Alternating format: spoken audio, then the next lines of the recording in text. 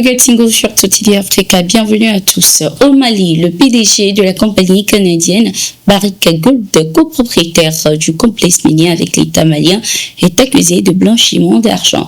Un mandat d'arrêt a été émis en son encontre ce 5 décembre 2024 par la justice malienne. Selon les informations, le juge a également délivré un autre mandat d'arrêt le même jour à l'encontre de Cheikh Abbas Coulibaly, directeur général malien du complexe de Loulo-Gounkoto, pour des faits similaires. Le mandat délivré contre le PDG Marc Bristow, de nationalité sud-africaine, est de portée nationale. Il est d'ailleurs supposé ne pas se trouver actuellement au Mali. Fin novembre, 4 employés maliens de Barrick Gold ont été inculpés et placés en détention pour les mêmes accusations. Barrick Gold détient 80% et l'État malien 20% des deux sociétés propriétaires du complexe souterrain et à ciel ouvert de Loulo-Gounkoto dans l'ouest du Mali. Depuis quelque temps, un bras de fer oppose la société et les autorités maliennes. Selon les informations, Marc Bristow et Cheikh Abbas Coulibaly sont également accusés de violation des règlements relatifs aux relations financières extérieures des États membres de l'UEMOA pour des faits présumés commis entre 2019 et 2023. Les autorités maliennes estiment que Barrick Gold n'a pas respecté les termes d'un accord signé avec le pays, notamment en matière de paiement des taxes et impôts. Barrick Gold, de son côté, affirme avoir honoré ses engagements financiers. Au Gabon, la population a largement soutenu le projet de nouvelle constitution lors du référendum du 16 novembre 2024. Le 5 décembre 2024, le président Brice Oligui Nguema a salué l'adhésion massive du peuple gabonais à cette nouvelle constitution qui a pu obtenir 91,64% de oui. Le président a également estimé que ce soutien témoignait de la maturité politique du peuple gabonais qui a décidé de rompre avec les pratiques passées. Le peuple gabonais s'est exprimé massivement lors du référendum, montrant ainsi sa maturité politique et démocratique ainsi que son engagement pour l'avenir de notre pays, a-t-il martelé.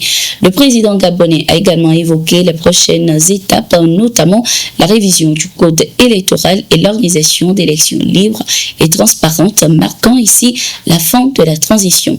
La présidentielle est de ce fait prévue pour août 2025. L'adoption de cette nouvelle constitution marque un tournant majeur pour le pays qui pourrait voir bientôt des civils au pouvoir.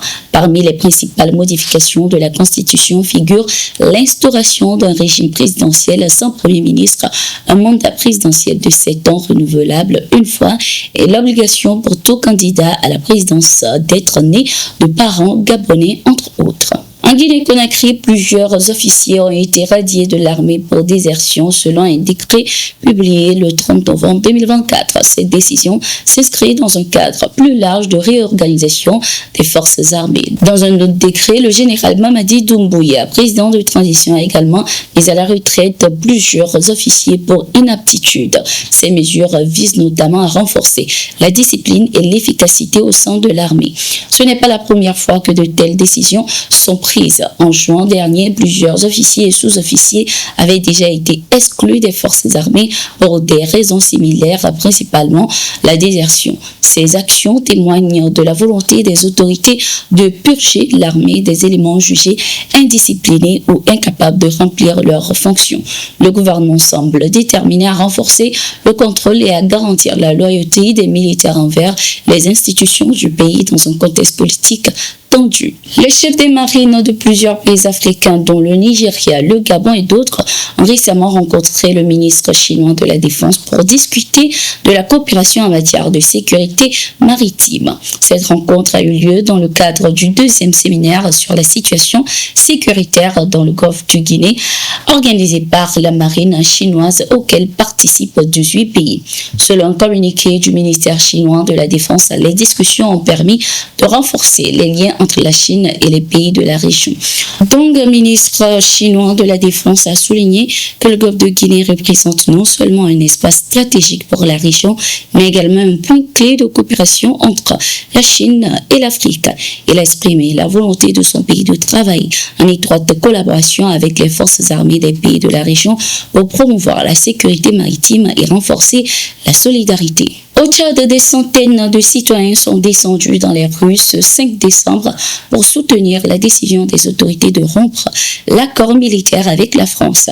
La manifestation a eu lieu à Abéché, dans la province de Ouaddaï, à l'est du pays. À pied ou à moto, les manifestants ont parcouru des kilomètres avant d'atteindre la place de l'Indépendance.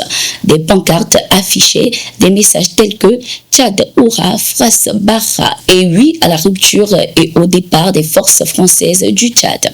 Le maire d'Abéché, Mohamed Saleh Ahmad Adam, a exprimé: c'est un moment historique pour notre pays. La population Abéché a tenu à manifester sa solidarité avec nos autorités. Le Tchad a annoncé il y a quelques jours, rappelons-le, la rupture de son accord militaire avec la France. Le Conseil national de transition CNT, réuni en plénière ce 3 décembre, a adopté une résolution soutenant cette décision à une écrasante majorité, la qualifiant ainsi d'historique et souveraine. Le 4 décembre, une commission spéciale a été mise en place pour superviser la mise en œuvre effective de cette rupture de l'accord militaire entre les deux pays. C'était tout pour cette édition. Merci d'être resté avec nous. Nous sommes en continu sur nos différentes plateformes et sur notre site d'information, le www.toutafrica.com.